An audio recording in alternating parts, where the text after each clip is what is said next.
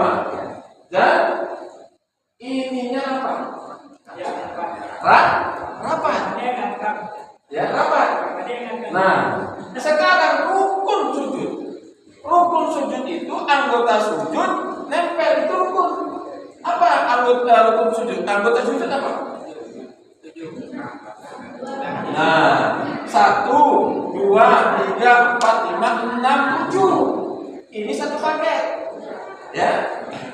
Nah, ini mesti nempel. Ini rukunnya nih. Di rukun di hadis itu tidak Nabi mencontohkan begini. Tapi rukunnya itu ini mesti nempel. Selama ini nempel mau rangkaian ini itu tetap sah, tapi tidak dapat sun. Nah, Pak, tidak dapat sun. Ada sujud yang ini. Kan ini lah. Ya. Takbir. Di sini dia. Oh. Ada sampai. Ya. Bagaimana? Ya. Ada yang begini. Ya, ada tidak katakan sampai saja. Ya. Sampai ini. Nah, sekarang hadis lain lagi. Ini hadis Bukhari nomor 532. Bersikaplah iktidal ketika sujud. Itu pertama. Iktidal itu namanya seimbang. Ya. Dan janganlah kalian menghamparkan lengan sebagaimana kalbi. Jadi hadis itu mengatakan kalau kita sujud tidak boleh tangan kita di begini. Tidak boleh. Tidak sah sholat. Haram.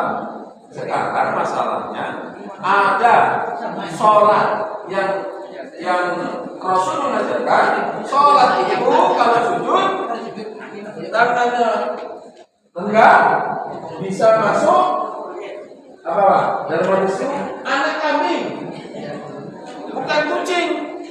Nah, berarti mesti rendam. Ya. Jadi ada yang begini, bisakah masuk anak kambing? Berarti tidak sunnah. Sholatnya sah. Yang tak boleh begini. Nah, itu dia. Yang begitu tadi kata Imam Syafi'i, sujud itu diambil ketika takbiratul ihram. Kalau perempuan takbiratul ihramnya begini, beginilah sujudnya. Imam Syafi'i kalau laki begini Pak, beginilah sujudnya. Jadi kan begini. Jadi kalau ada yang sujud begini, berarti dia perempuan. Ada begini. Ada lagi Pak. Ada Pak. Duduk saya. Kan satu. Ya. Duduk sini. Ya. Dan ini tegak. Ya. Bagaimana kalau orang duduk ini? Ya. Silangnya Hadis Abu Hurairah ada dalam kitab saya ini. Hadis Abu Hurairah, Rasul itu tahiyat akhir, dia duduknya di lantai, kaki kiri masuk. Dia duduk di lantai, kaki kiri masuk. Ininya begini, tegak. bagaimana kalau dia Ini dia. ya, sekarang rukun tahiyat itu yang mana? Rukun fi'linya tahiyat akhir, duduk tahiyat akhir. Nah, sekarang jenis duduknya Nabi ajarkan begini, tapi dia tetap duduk. Ada juga kalau di Mekah Madinah nggak ada begitu Pak. Ada yang begini aja, ya. Duduk juga ada nih. Duduk tahiyat akhir nggak ya? Tergantung dibaca. Kalau dibaca at-tahiyatul sampai selesai itu tahiyat, itu udah dapat rukun. Cuma kalau di sini nggak dapat. Begitu Pak. Sekarang kita lihat kondisi kita. Boleh kita menggerakkan selain gerakan sholat kalau dibutuhkan, tapi nggak boleh lewat 3 kali. Ya. Boleh, tergantung ke keadaan kita. Kalau sarung itu terasa tidak nyaman, silahkan, ya. Tapi tidak boleh 3 kali. Dan itu diperlukan. Sama kayak sujud, ibu-ibu. Sujud, nggak boleh ada batas. Rupanya tentu membatasi. Boleh kita bergerak di luar sholat, tapi tapi diperlukan untuk menarik kagum supaya tidak membatasi. Boleh, tapi tak boleh banyak-banyak, tak boleh. Tak boleh. Nah, begitulah Pak. Ya. Artinya, kalau pertanyaan Bapak, boleh nggak Ustaz ini? Ada nggak Nabi ngajarkan? Nggak ada. Sekarang lihat kondisi pribadi masing-masing lagi. Kalau memang seharusnya untuk menghalangi, ya silakan untuk diperlukan saja. Jangan banyak-banyak. Begitu. Apa ya? Nah. Apa kita sujud? Mana yang betul? Langsung tangan terlutut dulu. Nah, hadis. Ini satu. Perhatikan Pak. Hadis Uhail Ibnu Hajar. Beliau ini sahabat Nabi dan kecil ikut Nabi. Jadi ketika diwajibkan sholat, beliau sudah tahu Nabi sholat. Ketika beliau sholat, beliau nampak. Ya, Ibnu Hajar nih. Sholatnya Nabi, sujudnya pakai lutut. Nah, ya, tuh hadis pertama. Hadis kedua, Abu Hurairah. Ini asbab pengurutnya. Abu Hurairah ini sahabat Nabi yang masuk Islam 3 tahun sebelum Nabi wafat. Berarti umur berapa Nabi? 60. Berarti sudah tuh. Nah, Abu Hurairah nampak Nabi sujud ini dulu. Allah Akbar. Gitu. Artinya dua hadis beda. Hadis Ibnu Hajar Wahid ini dia sahabat Nabi yang ikut Nabi dari awal. Umur 50 Nabi sholat masih kuat. Jadi Nabi begini. Itu asbab umurnya. Tapi Abu Hurairah 3 tahun sebelum Nabi wafat, umur 60. Nabi sudah sepuh. Beliau sujudnya begini. Artinya pakai ini dulu atau pakai ini dulu, yang tidak boleh ini langsung. Allah gitu. Itu tidak boleh. Gitu. Pahamnya? Kalau merasa sehat, pakai apa Pak? Ini. Kalau sakit, kalau ini, oh begitu. Nah, ya. Nah, ada lagi Pak tanya?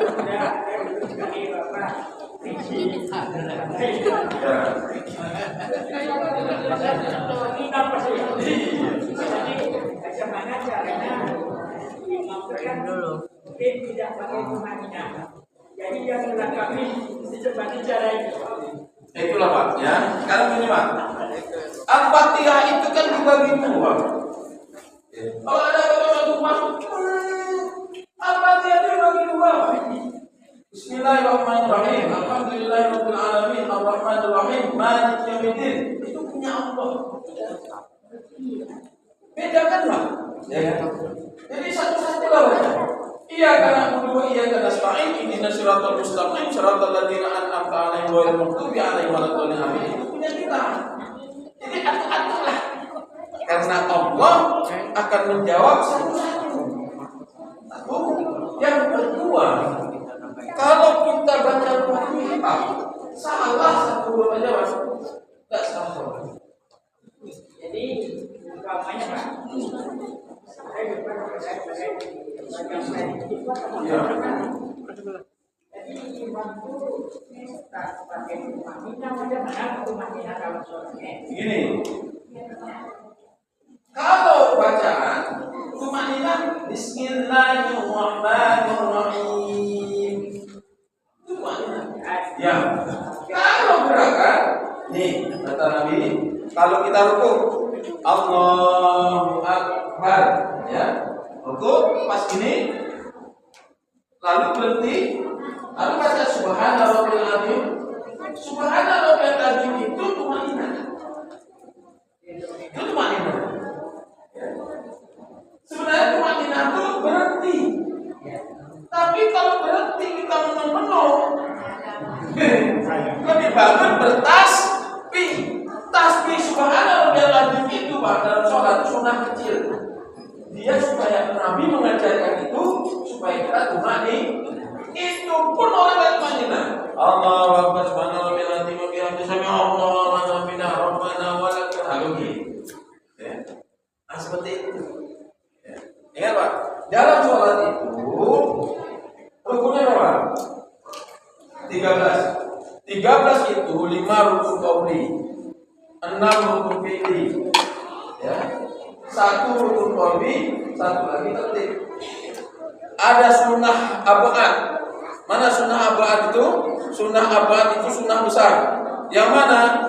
Tahiyat awal itu sunnah besar. Yang kedua, ini Masyafi'i ya. Yang kedua, wa ala ali Muhammad di tahiyat akhir. Yang ketiga, mazhab Imam Syafi'i ketinggalan kunut. 3 ini tinggal sujud sahwi. Ada sunnah hayat namanya. Mana sunnah hayat itu? Ngangkat tangan ini sunnah hayat. Sedangkan sunnah hayat. Rukunya ini yang rukun begini. Sunnahnya ini sunnah ini. Ini sunnah hayat. Sami Allah ma'adah ngangkat tangan ini sunnah hayat. Nah, sunnah kecil itu banyak. Nanti kapan waktu saya akan terangkan sunnah kecil dalam sholat. Begitu. Ya Pak ya. Jadi ketika sunnah kecil itu kita tidak lakukan, padahal sunnah kecil itu yang akan menyempurnakan sholat. Seperti subhana rabbiyal azim itu sunnah kecil, tapi dia menyebabkan enggak sahnya. Karena apa? Kalau orang tidak pakai subhana rabbiyal azim berarti dia enggak ada tumanina. Berarti kalau enggak ada tumanina, sholatnya enggak sah. Ya.